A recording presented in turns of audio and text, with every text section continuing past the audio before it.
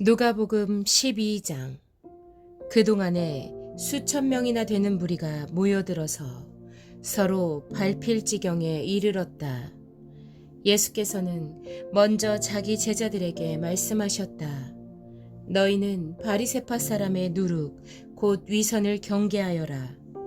가려놓은 것이라고 해도 벗겨지지 않을 것이 없고 숨겨놓은 것이라 해도 알려지지 않을 것이 없다. 그러므로 너희가 어두운 데서 말한 것들을 사람들이 밝은 데서 들을 것이고 너희가 골방에서 귀에 대고 속삭인 그것을 사람들이 지붕 위에서 선포할 것이다. 내 친구인 너희에게 내가 말한다. 육신은 죽여도 그 다음에는 그 이상 아무것도 할 수 없는 자들을 두려워하지 말아라. 너희가 누구를 두려워해야 할지를 내가 보여주겠다. 죽인 다음에 지옥에 던질 권세를 가지신 분을 두려워하여라. 그렇다. 내가 너희에게 말한다. 그분을 두려워하여라. 참새 5마리가 2냥에 팔리지 않느냐. 그러나 그 가운데 하나라도 하나님께서는 잊고 계시지 않는다. 하나님께서는 너희 머리카락까지도 다 세고 계신다. 두려워하지 말아라. 너희는 많은 참새보다 더 귀하다. 내가 너희에게 말한다. 누구든지 사람들 앞에서 나를 시인하면 인자도 하나님의 천사들 앞에서 그 사람을 시인할 것이다. 그러나 사람들 앞에서 나를 부인하는 사람은 하나님의 천사들 앞에서 부인당할 것이다. 누구든지 인자를 거슬러서 말하는 사람은 용서를 받을 것이지만 성령을 거슬러서 모독하는 말을 한 사람은 용서를 받지 못할 것이다. 너희가 회당과 통치자와 권력자 앞에 끌려갈 때 어떻게 대답하고 무엇을 대답할까 또 무슨 말을 할까 하고 염려하지 말아라. 너희가 말해야 할 것을 바로 그 시각에 성령께서 가르쳐 주실 것이다. 무리 가운데서 어떤 사람이 예수께 말하였다. 선생님, 내 형제에게 명해서 유산을 나와 나누라고 해주십시오. 예수께서 그에게 말씀하셨다. 이 사람아, 누가 나를 너희의 재판관이나 분배인으로 세웠느냐? 그리고 사람들에게 말씀하셨다. 너희는 조심하여 온갖 탐욕을 멀리하여라. 재산이 차고 넘치더라도 사람의 생명은 거기에 달려있지 않다. 그리고 그들에게 비유를 하나 말씀하셨다. 어떤 부자가 밭에서 많은 소출을 거두었다. 그래서 그는 속으로 내 소출을 쌓아둘 곳이 없으니 어떻게 할까 하고 궁리하였다. 그는 혼자 말하였다. 이렇게 해야겠다. 내 곡간을 헐고서 더 크게 짓고 내 곡식과 물건들을 다 거기에다가 쌓아두겠다. 그리고 내 영혼에게 말하겠다. 영혼아, 여러 해 동안 쓸만한 물건을 쌓아두었으니 너는 마음 놓고 먹고 마시고 즐겨라. 그러나 하나님께서 말씀하셨다. 어리석은 사람아, 오늘 밤에 내 영혼을 내게서 도로 찾을 것이다. 그러면 내가 장만한 것들이 누구의 것이 되겠느냐? 자기를 위해서는 재물을 쌓아두면서도 하나님께 대하여는 부요하지 못한 사람은 이와 같다. 예수께서 자기의 제자들에게 말씀하셨다. 그러므로 내가 너희에게 말한다. 목숨을 부지하려고 무엇을 먹을까 하고 걱정하지 말고 몸을 보호하려고 무엇을 입을까 하고 걱정하지 말아라. 목숨은 음식보다 더 소중하고 몸은 옷보다 더 소중하다. 까마귀를 생각해 보아라. 까마귀는 씨를 뿌리지도 않고 거두지도 않고 또 그들에게는 곡간이나 창고도 없다. 그러나 하나님께서 그들을 먹여주신다. 너희는 새보다 훨씬 더 귀하지 않느냐. 너희 가운데서 누가 걱정한다고 해서 제 수명을 한순간인들 누릴 수 있느냐. 너희가 지극히 작은 일도 못하면서 어찌하여 다른 일들을 걱정하느냐. 백합꽃이 어떻게 자라는지를 생각해 보아라. 수고도 하지 아니하고 길쌈도 하지 않는다. 그러나 내가 너희에게 말한다. 자기의 온갖 영화로 차려입은 솔로몬도 이 꽃 하나만큼 차려입지 못하였다.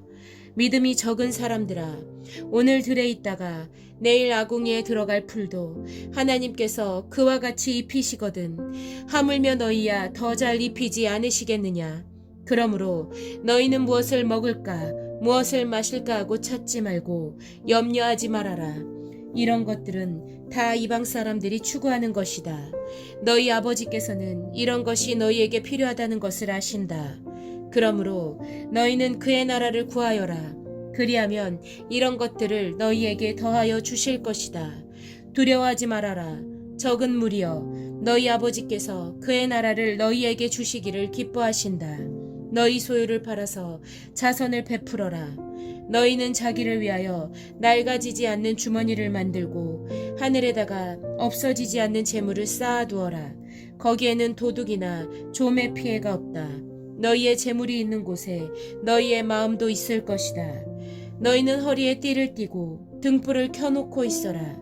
마치 주인이 혼인잔치에서 돌아와서 문을 두드릴 때 곧 열어주려고 대기하고 있는 사람들과 같이 되어라. 주인이 와서 종들이 깨어있는 것을 보면 그 종들은 복이 있다. 내가 진정으로 너희에게 말한다. 그 주인이 허리를 동이고 그들을 식탁에 앉히고 곁에 와서 시중들 것이다. 주인이 밤중에나 새벽에 오더라도 종들이 깨어있는 것을 보면 그 종들은 복이 있다. 너희는 이것을 알아라. 집주인이 언제 도둑이 들지 알았더라면 그는 도둑이 그 집을 뚫고 들어오도록 내버려 두지 않았을 것이다. 그러므로 너희도 준비하고 있어라. 생각하지도 않은 때에 인자가 올 것이기 때문이다. 베드로가 말하였다. 주님, 이 비유를 우리에게 말씀하시는 것입니까? 또는 모든 사람에게도 말씀하시는 것입니까? 주님께서 말씀하셨다. 누가 신실하고 슬기로운 청직이겠느냐? 주인이 그에게 자기 종들을 맡기고 제때에 양식을 내주라고 시키면 그는 어떻게 해야 하겠느냐? 주인이 돌아와서 볼 때 그 종이 그렇게 하고 있으면 그 종은 복이 있다. 내가 진정으로 너희에게 말한다. 주인은 자기의 모든 재산을 그에게 맡길 것이다.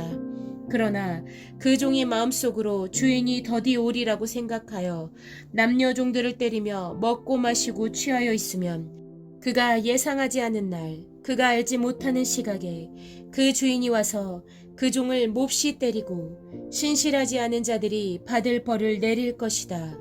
주인의 뜻을 알고도 준비하지도 않고 그 뜻대로 행하지도 않은 종은 많이 맞을 것이다. 그러나 알지 못하고 매맞을 일을 한 종은 적게 맞을 것이다. 많이 받은 사람에게는 많은 것을 요구하고 많이 맡긴 사람에게는 많은 것을 요구한다. 나는 세상에다가 불을 지르러 왔다. 불이 이미 붙었으면 내가 바랄 것이 무엇이 더 있겠느냐. 그러나 나는 받아야 할 세례가 있다. 그 일이 이루어질 때까지 내가 얼마나 괴로움을 당할는지 모른다. 너희는 내가 세상의 평화를 주러 온 줄로 생각하느냐? 내가 너희에게 말한다. 그렇지 않다. 도리어 분열을 일으키러 왔다. 이제부터 한 집안에서 5 식구가 서로 갈라져서 셋이 둘에게 맞서고 둘이 셋에게 맞설 것이다. 아버지가 아들에게 맞서고 아들이 아버지에게 맞서고 어머니가 딸에게 맞서고 딸이 어머니에게 맞서고 시어머니가 며느리에게 맞서고 며느리가 시어머니에게 맞서서 서로 갈라질 것이다. 예수께서 무리에게도 말씀하셨다.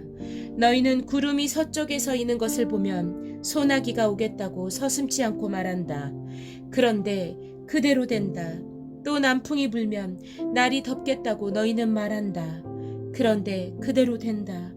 위선자들아, 너희는 땅과 하늘의 기상은 분간할 줄 알면서 왜 이때는 분간하지 못하느냐? 어찌하여 너희는 옳은 일을 스스로 판단하지 못하느냐? 너를 고소하는 사람과 함께 관원에게로 가게 되거든 너는 도중에 그에게서 풀려나도록 힘써라. 그렇지 않으면 그가 너를 재판관에게로 끌고 갈 것이고 재판관은 형무소 관리에게 넘겨주고 형무소 관리는 너를 옥에 쳐넣을 것이다. 내가 너희에게 말한다. 너희가 그 마지막 한 푼까지 다 갚기 전에는 절대로 거기에서 나오지 못할 것이다.